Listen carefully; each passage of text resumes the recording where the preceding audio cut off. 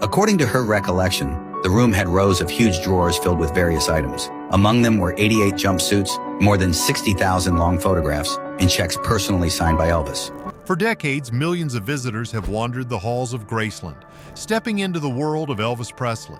They marvel at the lavish decor, the golden records lining the walls, and the echoes of a life larger than anything the world had seen before. But despite the grandeur on full display, there's one place no tourist, no journalist, and not even the most powerful figures have ever been allowed to see: the upstairs of Graceland. It is a space frozen in time, locked away since August 16, 1977, the day the king of rock and roll took his final breath. The rooms remain exactly as he left them, untouched and off-limits, shrouded in secrecy. It is a mystery that looms over the estate, an enigma that has persisted for nearly half a century. Why has no one been allowed to enter? What could possibly be so private, so sacred, that even presidents and Hollywood elites are denied access?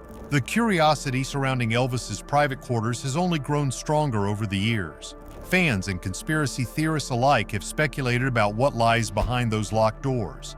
Hidden secrets, lost recordings, even whispers of something supernatural. Graceland has become more than just a mansion.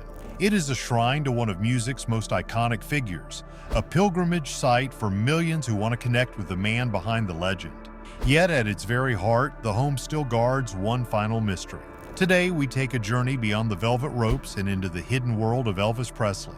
We'll uncover the truth behind the forbidden upstairs, explore the legacy it protects, and discover why some believe that what remains locked away is even more fascinating than what the world has already seen. Nestled in Memphis, Tennessee, Graceland is more than just a house. It's an institution. With its white-pillared entrance and sprawling 14-acre estate, it stands as one of the most visited homes in the world, second only to the White House. More than 500,000 visitors step through its doors every year, eager to experience a piece of music history. From the moment you enter, you're transported into the world of the 1970s, a time capsule of Elvis Presley's extravagant lifestyle. The famous Jungle Room, with its Polynesian decor and green shag carpet, was once a place of music and late-night creativity. The trophy room glistens with awards, a tribute to the countless records he shattered. Outside, a fleet of luxury cars, including his iconic pink Cadillac, tells the story of a man who lived life on a grand scale. But beyond the luxury, Graceland was a sanctuary. To the world, Elvis Presley was a rock and roll god, a performer who could electrify an audience with a single note. But here within these walls, he was simply a man, a son, a father, a friend. It was the only place where he could escape the relentless fame that followed him everywhere he went. Despite its openness to the public, Graceland still holds its deepest secrets close. While visitors can explore the lower levels and gardens, the second floor remains a mystery. Locked away from the world, it is said to be exactly as Elvis left it. The bed unmade, records still stacked by the turntable, his favorite books resting on the nightstand. What makes the upstairs so different from the rest of the house? Why has it remained untouched for so long? The answers to these questions lie at the intersection of privacy, tragedy, and legacy. But to truly understand the mystery of Graceland's forbidden rooms, we must first understand the man who called this place home. The velvet ropes, the locked doors, the quiet hush that falls over visitors when they look up at the staircase. All of it adds to the air of mystery surrounding Graceland's second floor. While fans can tour the living room, the dining room, and even Elvis's beloved Jungle Room, the upstairs remains strictly off-limits. It's not just a private space, it's a sealed time capsule. Few people know exactly what lies beyond the locked doors, and those who do rarely speak of it. The secrecy is absolute. No cameras, no journalists, no first-hand accounts. Even when Graceland became a museum in 1982, the Presley family made one thing clear: the second floor would never be part of the tour. But why? The simplest answer is privacy. The upstairs was Elvis's personal retreat, a space he shared only with his closest inner circle. It was where he lived when the cameras were off, where he laughed with friends, stayed up late reading, and escaped the pressures of fame. Yet there's another, darker reason why the second floor has been hidden from the world. It is not only where Elvis lived, it is also where he died. On the morning of August 16, 1977, Elvis was found unresponsive in the bathroom just off his bedroom. It was there, in the privacy of his sanctuary, that the king of rock and roll's story came to an end. It was a moment that shocked the world, and to this day, the room where it happened remains frozen in time. The Presley family has chosen to keep the upstairs private out of respect, preserving it exactly as it was on that fateful day. To allow the public inside, they believe, would turn it into a morbid spectacle, shifting the focus away from his music, his legacy, and his life. Yet the secrecy has only fueled curiosity. Over the years, whispers of lost recordings, hidden journals, and even ghostly encounters have circulated among fans. Some claim that the upstairs isn't just a place of privacy, but a place of mystery, holding secrets about Elvis that the world was never meant to see. The locked doors remain a symbol of everything we don't know about Elvis Presley. What was he really like in his final days? What thoughts filled his mind as he roamed those halls? And could there be more to the story than we've been told? To understand why the Presley family has so fiercely protected the second floor of Graceland, we must step back and look at the man himself. Elvis Presley wasn't just a performer, he was a phenomenon. From the moment he burst onto the music scene in the 1950s, his life was no longer his own. Everywhere he went, crowds swarmed. Paparazzi followed his every move. Fans camped outside his home just for a glimpse of the man they idolized. Graceland was his only refuge. Upstairs, beyond the reach of cameras and flashing lights, he could be himself. He could lounge in his bedroom, stay up all night watching TV, or pick up his guitar without an audience. The master suite was his escape from the chaos, a place where he could shut the world out. And so after his death, that privacy was honored. The second floor wasn't just locked, it was sealed in time.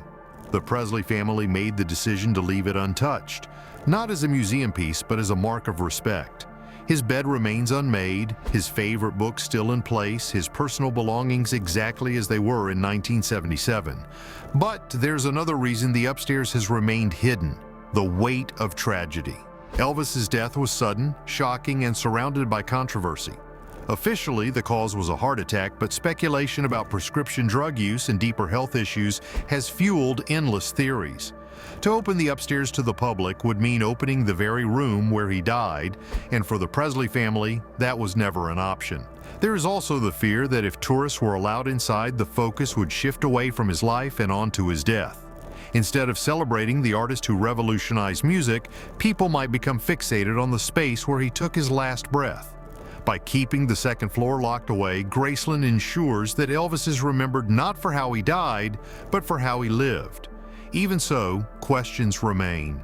Some believe that the upstairs holds more than just memories, that it may contain the final pieces of Elvis's story.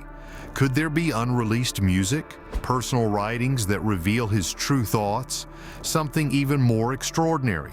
The answer, for now, remains hidden. The doors stay locked, the mystery remains intact, and the legend of Elvis Presley continues to grow. For more than 45 years, the upstairs of Graceland has remained a forbidden mystery, except for a select few. While even world leaders and Hollywood's biggest stars have been turned away, there are rare exceptions. Individuals who have stepped beyond the locked doors and into Elvis's most private sanctuary. Their stories, however, have only deepened the mystery. One of the most famous outsiders to see the upstairs was Nicolas Cage, a lifelong Elvis fan and, for a short time, Elvis's son-in-law. When he was married to Lisa Marie Presley, Elvis's only daughter, she granted him something few had ever experienced: a private tour of her father's untouched rooms. Cage later described the experience as surreal and deeply emotional. But he has never revealed what he saw. When pressed about the details, he simply shook his head and said, "Some things should remain private." Then there's Chewy Thompson, an Instagram influencer who claims to have seen what few others have. His story is even stranger. While on a tour of Graceland, he was allegedly approached by a man dressed as a worker. Without explanation, Thompson was led away from the main tour group and taken upstairs, past security guards who silently watched him enter. What he saw there? He refuses to say. But what makes his case even more bizarre is the speculation that followed. Some fans began questioning, why him? Why would a random influencer be allowed into one of the most protected spaces in music history? Theories ran wild.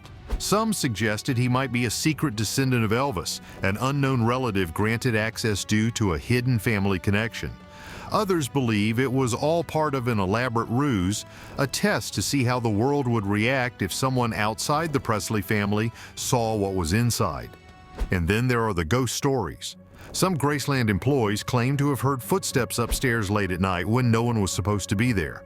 Others have reported hearing the faint sound of a guitar strumming coming from the locked room where Elvis's favorite instruments still rest. The most chilling account comes from a former night guard who swore he saw a shadowy figure at the top of the stairs. He was so shaken by what he witnessed that he quit his job the next morning. Is the upstairs simply a time capsule of a legend? Or does something else linger there? Something the Presley family has worked tirelessly to keep hidden. One thing is certain. Those who have seen what lies beyond the locked doors never speak of it. The world knows the official story of Elvis Presley's death. On August 16, 1977, he was found unresponsive in the upstairs bathroom of Graceland. The cause? A heart attack possibly linked to years of prescription drug use, but that's only half the story.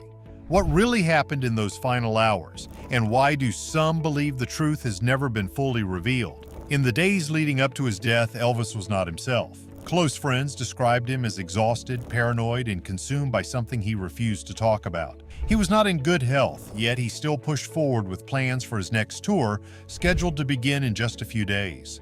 His last conversation is particularly eerie. Elvis had spent the night before his death reading a book about the afterlife. He was fascinated by spiritualism and the idea that death was not the end. Hours before he was found unresponsive, he reportedly told his girlfriend Ginger Alden, "I'm going to the bathroom to read, don't fall asleep." Those were the last words anyone heard him say.